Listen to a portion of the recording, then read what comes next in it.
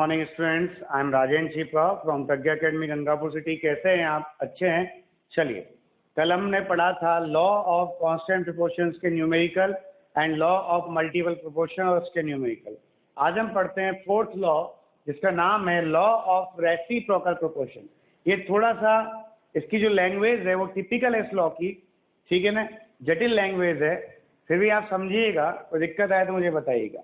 ये लॉ क्या कहता है? ये लॉ कहता है कि when two elements A and B are combined with certain mass of other element C, clear, to produce two compounds and A and B also combine to form a compound, clear, then the ratio of combining masses of A and B is equal to which combine with other element C, और Beer says simple ratio, clear, other element C के साथ जो combine करता है उसके equal होता है, combining masses के इक्वल होता है, या एक सिंपल रेशियो बियर करता है।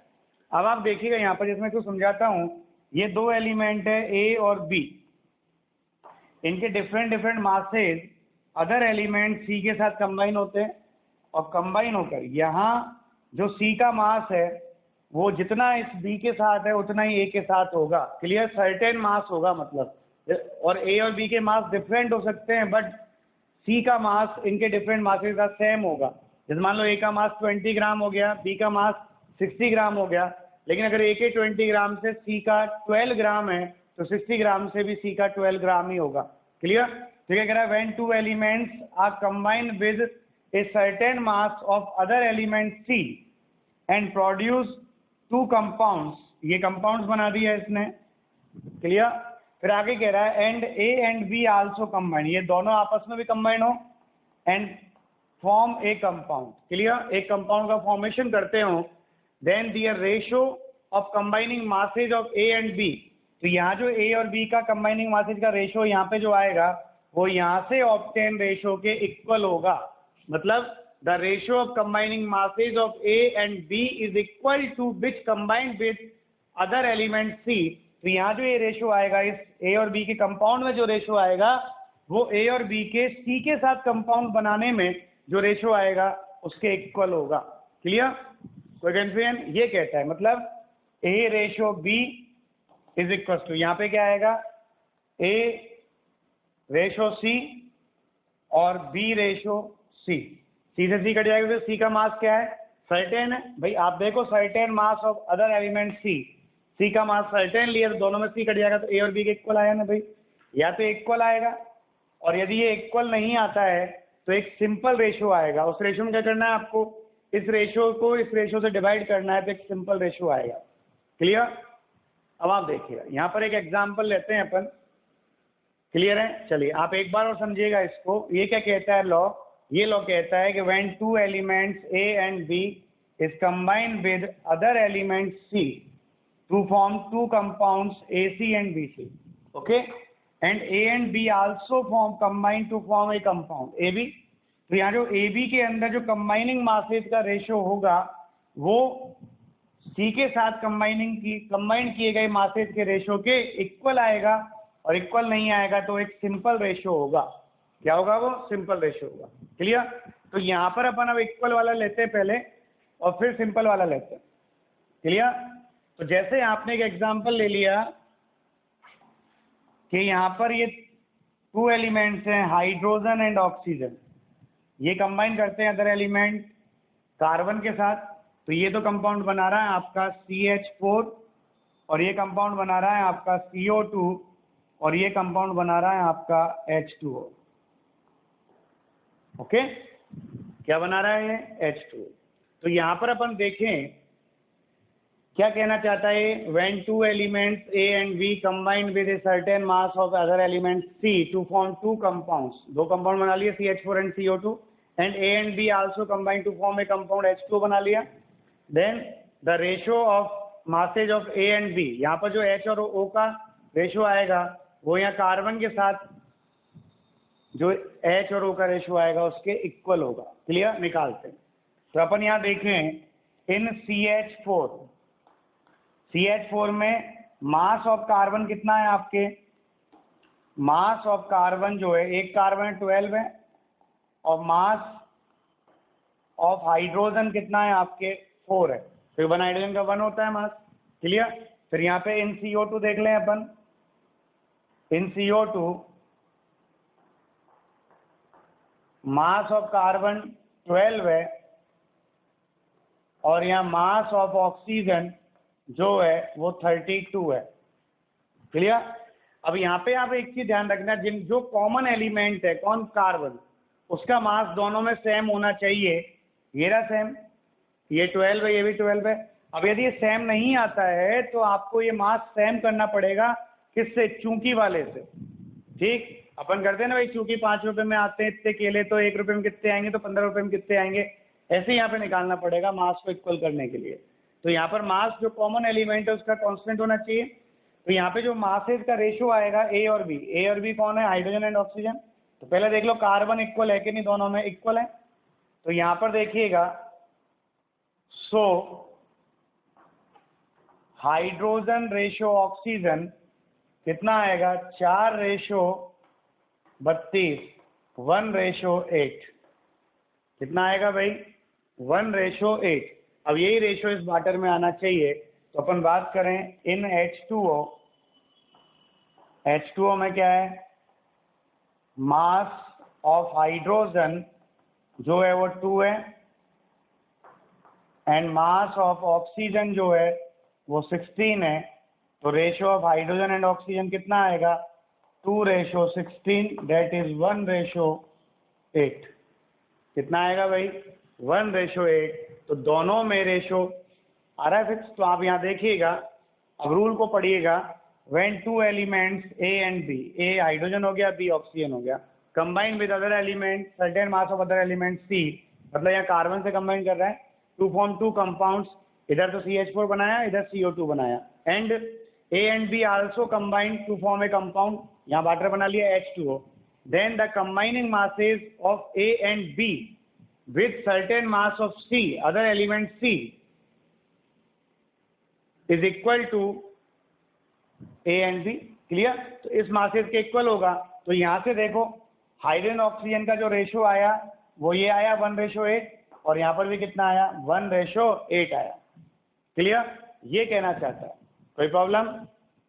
अब यहाँ पर हम बात करें अगला एग्जाम्पल, जो सिंपल रेशियो वाला है वो कैसे होगा वो देखिएगा यहाँ पर।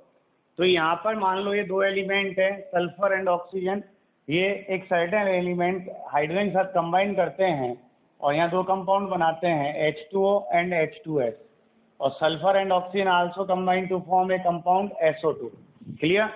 तो यहाँ देखते हैं क्या ये रेशियो इक्वल है। अगर इक्वल नहीं आएगा तो इन दोनों रेशियो को, यहाँ वाले रेशियो को इस रेशियो से डिवाइड करना है, वो एक सिंपल रेशियो आना चाहिए।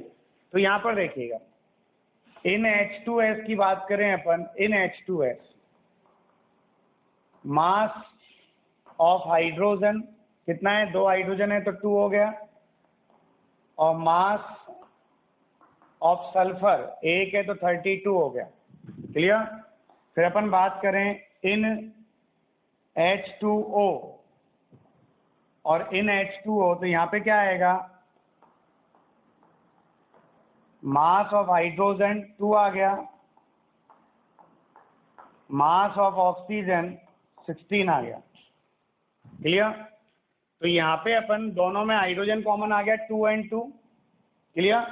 तो यहाँ पर अपन बात करें तो रेशो निकाल लें, सल्फर रेशो ऑक्सीजन कितना आएगा, सल्फर का 32 है, ऑक्सीजन का 16 है, तो 2:1 आएगा। क्लियर। अब ये रेशो इसमें आना चाहिए, और यदि नहीं आ रहा है तो एक सिंपल रेशो आएगा। तो देखिएगा यहाँ पर इन SO2, इन SO2 में क्या आएगा, मास ऑफ सल्फर 32 है एंड मास ऑफ ऑक्सीजन ये 2 हैं, तो इसका भी कितना हो गया, 32 हो गया। क्लियर। ये दोनों 32 हो गए। तो यहाँ सल्फर रेशो ऑक्सीजन जो आएगा वो 32:32, दैट इज 1:1। अब यहाँ पर ये डिफरेंट आ गया, डिफरेंट आ गया तो कुछ नहीं करना अपन को, जो इन दोनों कंपाउंड से रेशियो आया है उसको इस कंपाउंड के रेशियो से डिवाइड करना है। तो 2:1 डिवाइड बाई 1:1, तो फाइनल रेशियो कितना आया, 2:1 जो कि एक सिंपल रेशियो है। क्या एक सिंपल रेशियो है? कोई कंफ्यूजन? ये आएगा आपके सिंपल रेशियो। कोई दिक्कत है तो आप बताइएगा, कोई प्रॉब्लम है तो आप बोलिए। क्लियर? ये है लॉ ऑफ रेसिप्रोकल प्रोपोर्शन। क्या है ये? Law of reciprocal proportion. कोई दिक्कत है तो आप बताइएगा। अब हम पढ़ते हैं फिफ्थ लॉ, जिसका नाम है गैलू-सैक लॉ। गैलू-सैक लॉ जो लगता है वो गैसियस रिएक्शंस में लगता है, और इस लॉ को के बेस पर ही हम आगे एक टॉपिक पढ़ेंगे, स्टोकियोमेट्री और ऑडियोमेट्री, वो इसी में ही आएगा। ठीक है ना, इसी की तरह ही है वो लॉ। तो ये लॉ क्या कहता है? गैलू-सैक लॉ। गैलू-सैक लॉ कहता है कि sir, when two gases are combined at same temperature and pressure, then their combining volumes are in simple ratio। मतलब जब सेम टेम्परेचर और प्रेशर पर दो गैसें आपस में कंबाइन होती हैं तो उनका कंबाइनिंग जो वॉल्यूम है वो एक सिंपल रेशियो में होता है। फिर आगे क्या कहता है? If the forming product is a gas, अगर फॉर्मिंग प्रोडक्ट भी गैस है, then its volume also in simple ratio with reactant. Clear? तो उस प्रोडक्ट का वॉल्यूम भी रिएक्टेंट के साथ एक सिंपल रेशियो में होगा इन सिमिलर कंडीशंस। ओके, जैसे अपन बात करें, जैसे एक रिएक्शन ले ली N2G plus 3H2G is equal to twice of NH3G। Okay, ये एक रिएक्शन ले ली। तो यहाँ पर जो रिएक्शन है, बैलेंस रिएक्शन लिखनी है आपको पहले। बैलेंस का मतलब क्या होता है? ऐसी रिएक्शन जिनमें दोनों ओर सेम एलिमेंट के नंबर ऑफ एटम्स सिमिलर हों। क्लियर है? मतलब सेम हो। तो यहाँ इस बैलेंस रिएक्शन, जैसे यहाँ देखो 2 नाइट्रोजन, तो यहाँ 2 नाइट्रोजन हो गए, हाइड्रोजन 6 है तो हाइड्रोजन भी 6 हो गए। क्लियर? अब यहाँ इस बैलेंस रिएक्शन में जो इनके आगे जो अंक लिखा हुआ, ये डिजिट लिखी हुई है, ये डिजिट कहलाती है स्टोकियोमेट्रिक फैक्टर। क्या कहलाती है? स्टोकियोमेट्रिक फैक्टर। यही इनके कंबाइनिंग मोल्स हैं और यही इनका कंबाइनिंग वॉल्यूम्स है। मतलब इसी रेशियो में इनके मोल्स कंबाइन करेंगे और इसी रेशियो में इनके वॉल्यूम कंबाइन करेंगे। और जिसका ये कुछ नहीं लिखा होता उसको कितना मानना है? 1 मानना है। तो यहाँ पे कितना वॉल्यूम आ गया इसका? 1 वॉल्यूम। इसका कितना वॉल्यूम है? 3 वॉल्यूम। इसका कितना वॉल्यूम है? 2 वॉल्यूम। ओके, तो यहाँ रेशियो कितना आएगा? रेशियो आएगा N2:H2 और रेशियो NH3 कितना आएगा? 1:3:2। कितना आएगा? 1:3:2। क्लियर? इसका मतलब इस रिएक्शन में नाइट्रोजन और हाइड्रोजन जो है वो 1:3 में कंबाइन करती है। मतलब अगर नाइट्रोजन 1 लीटर है तो हाइड्रोजन 3 लीटर रिक्वायर्ड होगी। नाइट्रोजन 20 ml है तो उसका 3 गुना 60 ml रिक्वायर्ड होगी हाइड्रोजन। नाइट्रोजन 500 ml है तो हाइड्रोजन 1500 ml मतलब 1.5 लीटर रिक्वायर्ड होगा। और कितनी अमोनिया बनेगी? अगर ये 1 लीटर है तो ये 2 लीटर अमोनिया बनेगी। ये 500 ml है तो ये 1 लीटर बनेगा। ये 600 ml है तो 1200 ml बनेगा, मतलब दुगना बनेगा। तो इसी रेशियो में कंबाइन होंगे और इसी रेशियो में ये फॉर्म होगा। तो इसने यही तो कहा, when two gases are combined at same temperature and pressure, then their combining volume is in simple ratio। तो 1:3 में आ गया। फिर आपने क्या कहा? If the product is a gas, तो इसका भी जो वॉल्यूम होगा वो एक सिंपल रेशियो में होगा रिएक्टेंट के साथ। क्लियर? अपन अब यहाँ पर देखें कि और एग्जाम्पल लें, तो और एग्जाम्पल की बात करें अपन, जैसे आपने यहाँ पे ले लिया SO2G प्लस O2G बराबर 2SO3G। ओके, ये ले लिया। ये ले लिया तो यहाँ पे कितना वॉल्यूम है इसका? 2 वॉल्यूम यूज हुआ। इसका कितना वॉल्यूम है? O2 का 1 वॉल्यूम है। और इसका कितना वॉल्यूम है? इसका 2 वॉल्यूम है।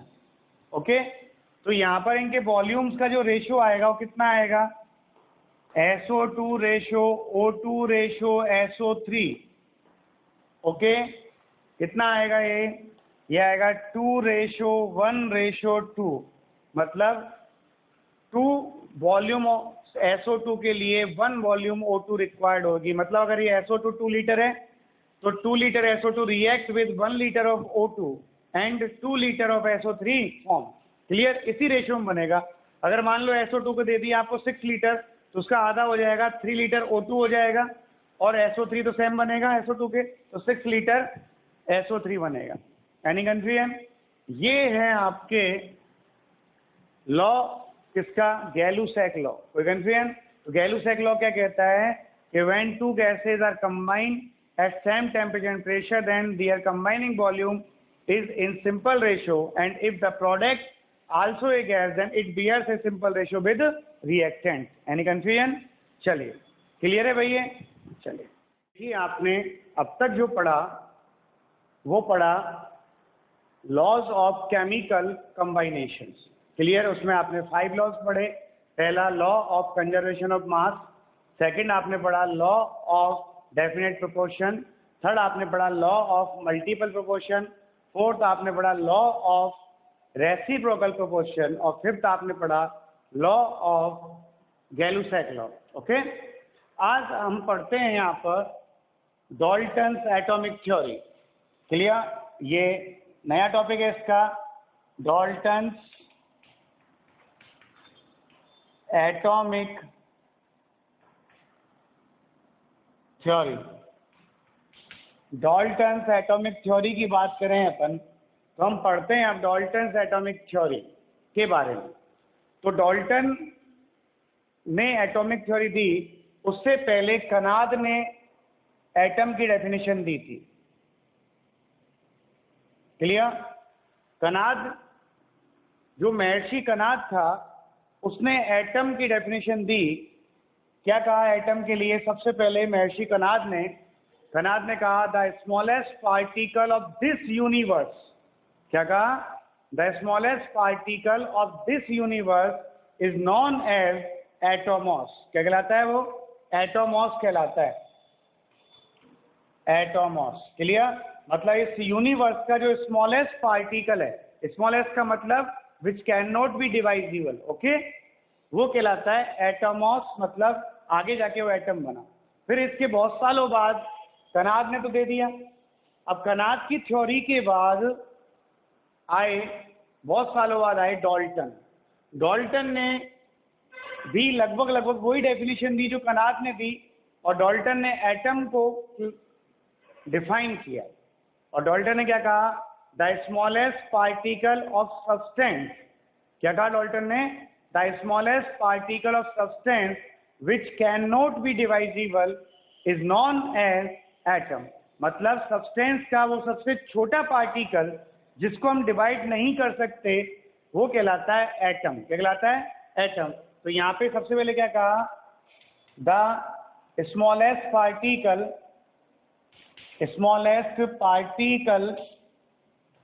Of substance which cannot be divisible is known as atom. क्या कहलाता है वो? एटम कहलाता है। क्लियर है? मतलब सब्सटेंस का वह सबसे छोटा पार्टिकल जिसको हम डिवाइड नहीं कर सकते, वो एटम कहलाता है। That is atom is an indivisible particle. क्या है डाल्टन के according? Atom is an indivisible particle. तो यहाँ पे हमने क्या कह दिया? That is atom is an indivisible particle. Clear? ये पहला पॉइंट दिया किसने? डाल्टन ने, कि जो एटम होता है वो इनडिवाइजिबल होता है, मतलब एटम को डिवाइड नहीं कर सकते according to Dalton's theory. Clear? फिर हम बात करें, सेकंड यहाँ पे आया कि एटम्स ऑफ सेम एलिमेंट। क्या कहा इसने? Atoms of same elements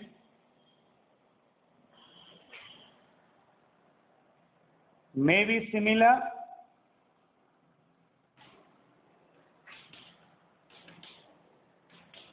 in their properties in their properties like mass and size। मतलब एक ही एलिमेंट के जो एटम्स हैं वो सेम होते हैं, सिमिलर होते हैं, किसके अंदर? उनके मास और साइज के अंदर। किसके अंदर? उनके मास और साइज के अंदर। फिर तीसरी जो पॉइंट दिया इन्होंने कहा कि एटम्स ऑफ different elements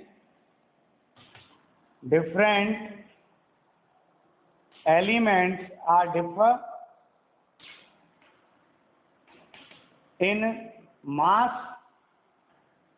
और साइज। क्लियर? मास और साइज में क्या होंगे? वो डिफर होंगे। क्लियर? कोई कंफ्यूजन? इस समय तक ना तो आइसोटॉप डिस्कवर हुए थे या ना यहाँ पर आइसोबार्स डिस्कवर हुए थे। क्लियर? फिर यहाँ पे नेक्स्ट था आपके कि एटम्स जो होते हैं वो atoms of different elements are combined in a definite proportion to form a compound. मतलब डिफरेंट एलिमेंट्स के एटम एक डेफिनेट प्रोपोर्शन में कंबाइन करते हैं और कंपाउंड का फॉर्मेशन करते हैं। तो यहाँ पे आता है आपके, क्या कहा इसने अगला? Atoms of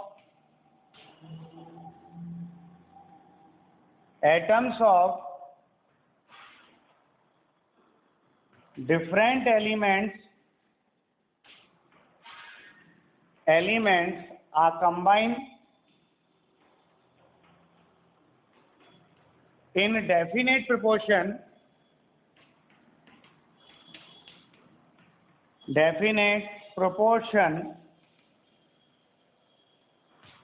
to form A compound. Clear? मतलब डिफरेंट एलिमेंट्स के एटम एक डेफिनेट प्रोपोर्शन में कंबाइन होते हैं और एक कंपाउंड का फॉर्मेशन करते हैं। इसका मतलब क्या है? All the compounds follow the law of definite proportion और लॉ ऑफ कांस्टेंट प्रोपोर्शन। मतलब जितने भी कंपाउंड्स हैं अकॉर्डिंग टू डाल्टन, आज की बात नहीं कर रहे मॉडर्न की, अपन डाल्टन कंसेप्ट की बात कर रहे हैं। तो डाल्टन कंसेप्ट क्या कह रहा है? All the compounds follow the law of constant और डेफिनेट प्रोपोर्शन। Any confusion? फिर यहाँ पे अगला आता है कि सर जो एटम है वो कंजर्व रहता है। क्या रहता है? एटम कंजर्व रहता है। एटम जो है वो कंजर्व है, इज कंजर्व। कंजर्व का मतलब क्या है? एटम नाइदर बी क्रिएटेड और नॉर बी डेस्ट्रॉय। क्या कहा इसने? Atom neither be created or nor be destroyed and it cannot be transformed from atom of one element to atom of other element। मतलब ये कहना चाहता है कि एटम को ना तो क्रिएट कर सकते हैं और ना ही एटम को डिस्ट्रॉय किया जा सकता है और ना ही एटम को एक एलिमेंट के एटम से दूसरे एलिमेंट के एटम में ट्रांसफॉर्म किया जा सकता है। ठीक है ना भाई? तो ये कहलाता है एटम कंजर्व रहता है। मतलब क्या रहता है? एटम कंजर्व रहता है। और लास्ट था इन chemical reactions atoms participate. Atom participate करते हैं, मॉलिक्यूल पार्टिसिपेट नहीं करते। लिखते समय हम मॉलिक्यूलर फॉर्म में लिखते हैं, लेकिन जब रिएक्शन होती है तो एटम्स के बिटवीन होती है। तो हमने क्या कहा? इन chemical reactions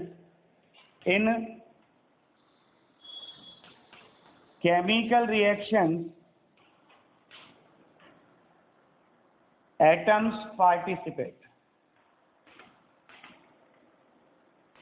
clear?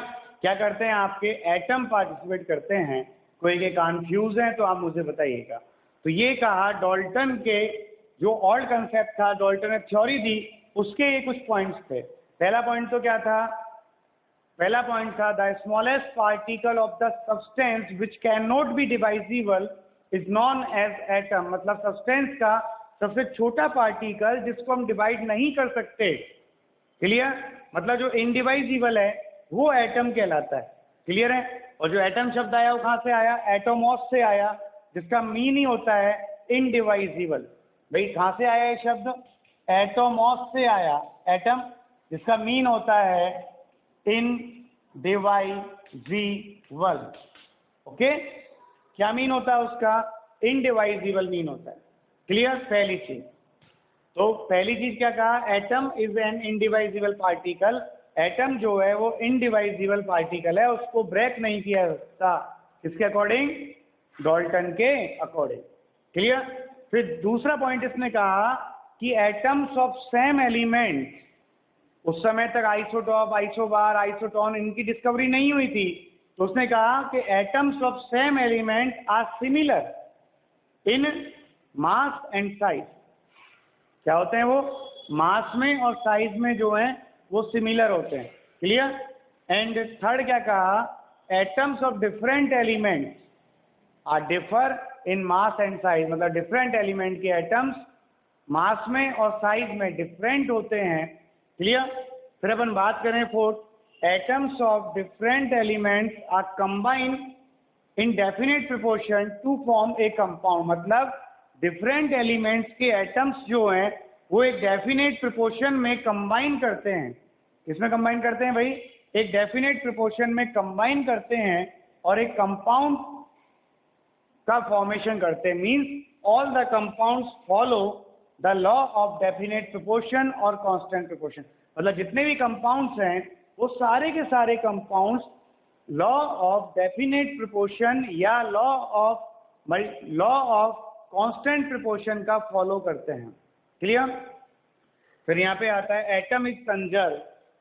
Atom conserve रहता है, means atom neither be created और नॉर बी डेस्ट्रॉयड। एटम को ना तो क्रिएट कर सकते हैं और ना ही एटम को डेस्ट्रॉय किया जा सकता है, और ना ही एटम को एक एलिमेंट के एटम से दूसरे एलिमेंट के एटम में ट्रांसफॉर्म किया जा सकता है। क्लियर है ना? नहीं किया जा सकता। फिर आता है atom participate in the chemical reaction. जो केमिकल रिएक्शंस हैं उनमें कौन पार्टिसिपेट करता है? उनमें पार्टिसिपेट करता है आपका एटम। क्लियर? अब ये तो था डाल्टन का ओल्ड कंसेप्ट। अब हम पढ़ते हैं डाल्टन का न्यू कंसेप्ट, मतलब मॉडिफाइड डाल्टन्स एटॉमिक थ्योरी। क्या पढ़ रहे हैं अपन अब? मॉडिफाइड डाल्टन्स एटॉमिक थ्योरी, इसे बोलते हैं modern concept.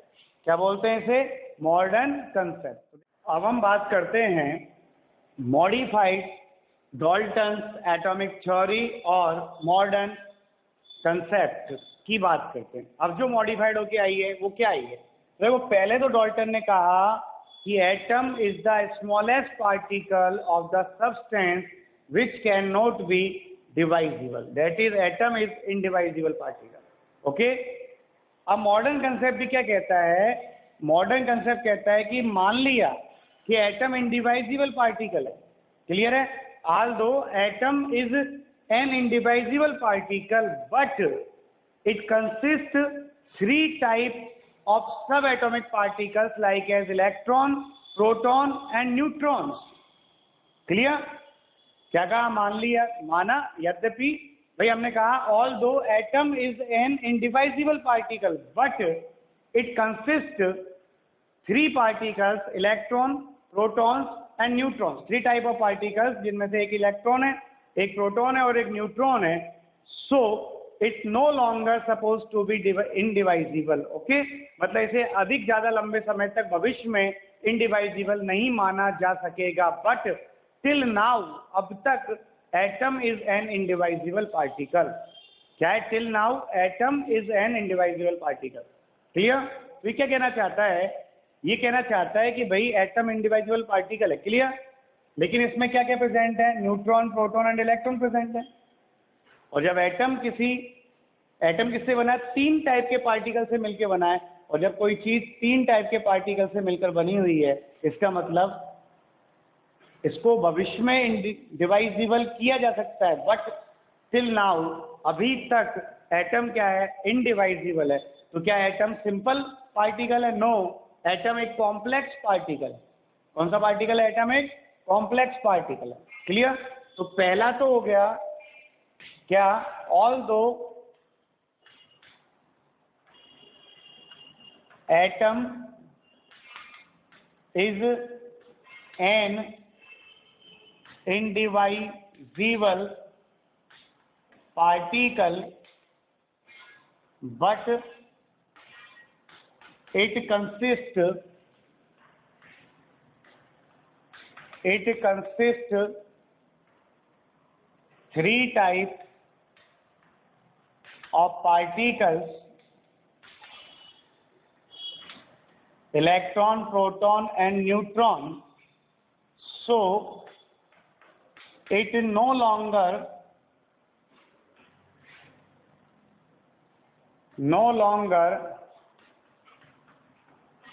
supposed to be indivisible. Okay, ये क्या कह रहा है कि ऑल दो atom is an indivisible particle, मतलब एटम एक इंडिवाइजिबल पार्टिकल है, बट एटम के अंदर थ्री टाइप ऑफ पार्टिकल्स पाए जाते हैं, इलेक्ट्रॉन, प्रोटॉन और न्यूट्रॉन, तो इसे अधिक लंबे समय तक इंडिवाइजिबल नहीं माना जा सकेगा। It no longer suppose to be indivisible. क्या कहा मैंने? इसे अधिक लंबे समय तक इंडिवाइजिबल नहीं माना जा सकेगा। But till now atom is an indivisible particle. अभी तक, आज तक एटम इंडिवाइजिबल पार्टिकल है। कल कोई रिसर्च आ जाए और डिवाइड कर दे तो बात अलग है, बाकी अभी तक तो डिवाइजिबल नहीं है। क्लियर? पहली चीज। फिर दूसरा, आपने ओल्ड थ्योरी में क्या कहा? Atoms of same element are similar in their properties like as mass and size. मतलब सेम एलिमेंट के एटम मास में और साइज में सिमिलर होते हैं। क्लियर है? लेकिन उस समय तक आइसोटॉप डिस्कवर नहीं हुए थे। अब आ गए आपके आइसोटॉप्स। तो आइसोटॉप्स की डेफिनेशन क्या होती है? आइसोटॉप्स की डेफिनेशन होती है सच या atoms of same element which have different mass number. मतलब सेम एलिमेंट के वो एटम्स जिनका मास नंबर डिफरेंट होता है, जैसे 6C12, 6C14। तो यहाँ देखिए एलिमेंट सेम है आपका, कार्बन कार्बन, बट यहाँ पर इसका मास 12 है और इसका मास 14 है। क्लियर? फिर यहाँ पे जैसे आपने लिया 1H1, 1H2, 1H3, एटम तो हाइड्रोजन का ही है, बट इनके मास क्या है? डिफरेंट है। क्लियर? तो ये हो गए आइसोटॉप्स। तो आइसोटॉप्स के केस में क्या आया? इस केस में आया एटम्स ऑफ सेम एलिमेंट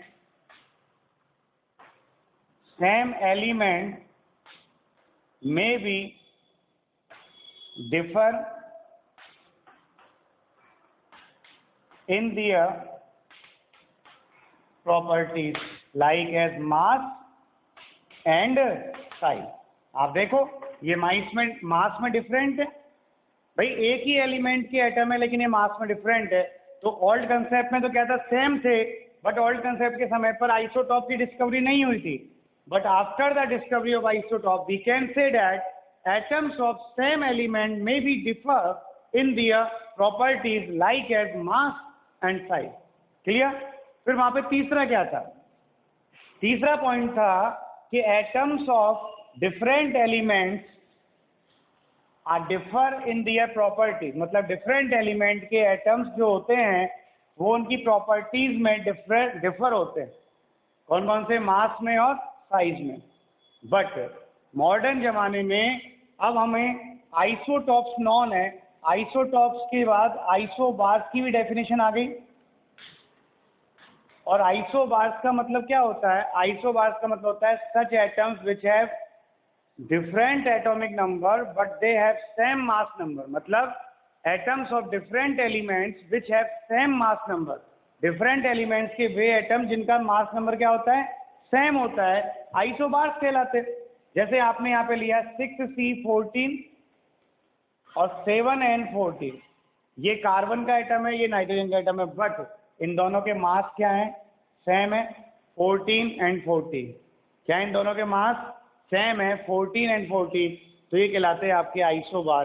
और जब मास सेम है तो आप क्या कह सकते हो? Atoms of different elements may be similar in their properties like as mass and size. Clear? जैसे आपने यहाँ पे लिया 1H3 और 2He3, इन दोनों का मास क्या है? सेम है। तो हम क्या कह सकते हैं यहाँ पे? Atoms of different elements elements may be similar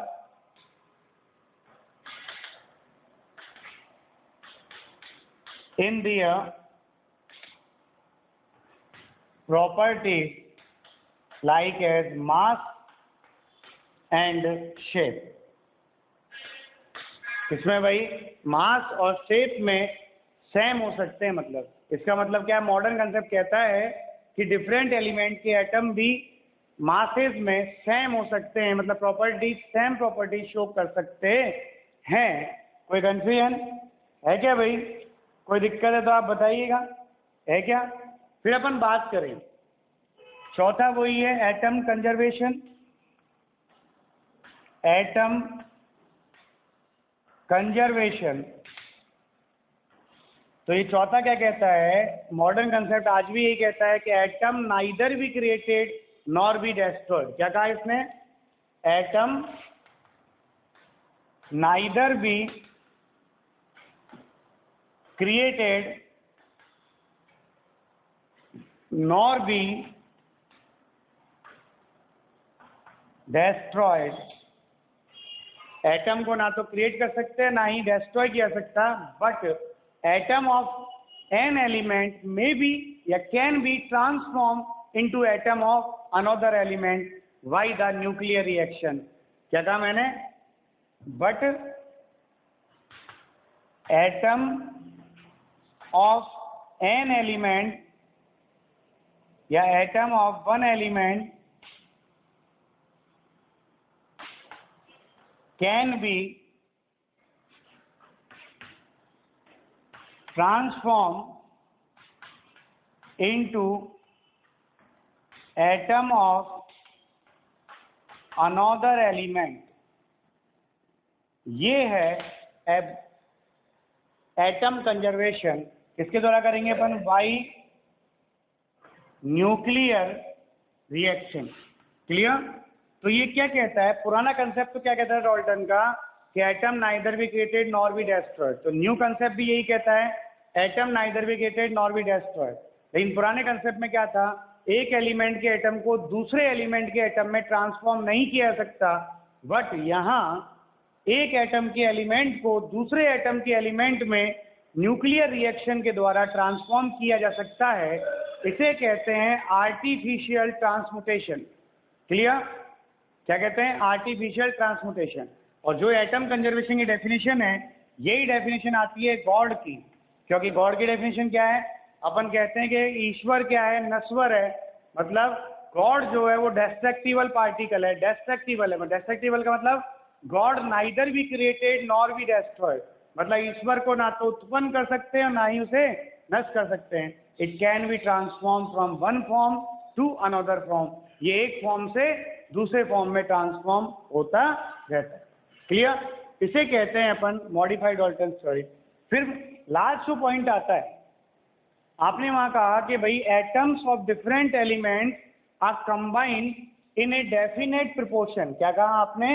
atoms of different elements are combined in a definite proportion to form a compound. मतलब डिफरेंट एलिमेंट्स के एटम एक डेफिनेट प्रोपोर्शन में कंबाइन होते हैं और एक कंपाउंड का फॉर्मेशन करते हैं।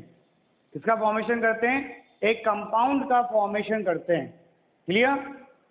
इसका मतलब क्या है? ऑल द कंपाउंड्स फॉलो या obey the law of constant proportion. But modern concept के अकॉर्डिंग, आज के कंसेप्ट के अकॉर्डिंग, कुछ कंपाउंड जो पॉलीमर हैं या बहुत बड़े मॉलिक्यूल्स हैं, मैक्रो मॉलिक्यूल्स हैं, तो यहाँ पर कुछ कंपाउंड्स जैसे पॉलीमर हैं, जो बहुत बड़े मॉलिक्यूल, इनको अपन कहते हैं मैक्रो मॉलिक्यूल। क्या कहते हैं इनको? Macro molecules. तो ये मैक्रो मॉलिक्यूल्स जो हैं ये डेफिनेट प्रोपोर्शन का ऑवे नहीं करते, do not obey definite proportion. Clear? और लास्ट तो यही है, क्या? Atoms are participate in the chemical reaction. मतलब एटम्स जो हैं वो केमिकल रिएक्शन में पार्टिसिपेट करते हैं। कोई कंफ्यूजन है तो आप बताइए। क्लियर? चलिए, थैंक यू।